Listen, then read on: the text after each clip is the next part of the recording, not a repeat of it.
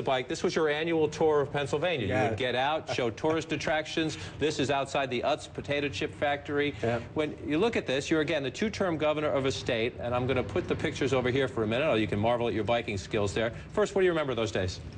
Well, I think being governor of a state where the Constitution, the people give you a lot of authority, is it is the best political job in America. So I love being governor. I think everybody understood that. No disrespect intended. I'm going to move the picture off the screen there for a minute because I want to show you something about your state here. This is the last election that just happened. And I'm going to use green down here to draw a line around the city of Philadelphia, out in those suburbs that you know all that well. The last time a Republican carried this state for president was back here in 1988, and look at the difference. Look at the difference. Republicans carry the suburbs, they carry Pennsylvania. Where has your party gone wrong in the suburbs?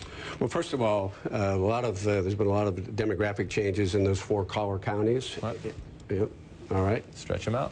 And you got to give credit where credit's due. I think for the past couple of years, the party apparatus within Pennsylvania, the Democrat Party apparatus with Governor Rendell, have done a much better job of registering more voters. You just decided not to run for Senate. You could have run as a Republican. Some polls said you would have won. You decided not to run for the seat. Our inspector has switched from a Republican to a Democrat now. In this race, come November, if All Inspector is the Democratic nominee and Mr. Toomey, the conservative Republican, the former congressman, is the Republican nominee, Tom Ridge will vote for who?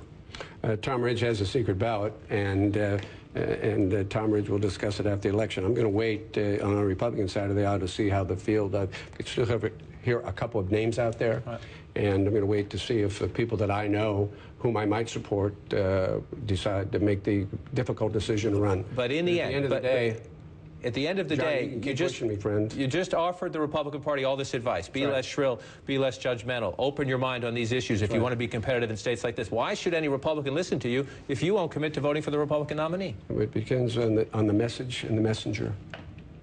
You know, I'm a strong Republican, but I've never, ever voted straight Republican ticket in my life, and I never will. My mother was a Republican committee woman.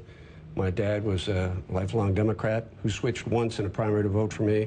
But at the end of the day, I think it's when you close the curtain behind you, it makes America very unique. It's a secret ballot. And when Tom Ridge, son of Erie, yep, Vietnam veteran, former governor, former congressman, former cabinet secretary, when you close the door on this race for Senate, have you closed the door on running again? Might Tom Ridge say want to change his party by running for president in 2012?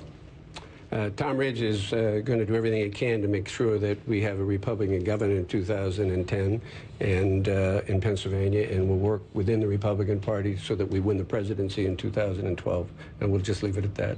That wasn't a no. Well, you can interpret it any way you want to, John.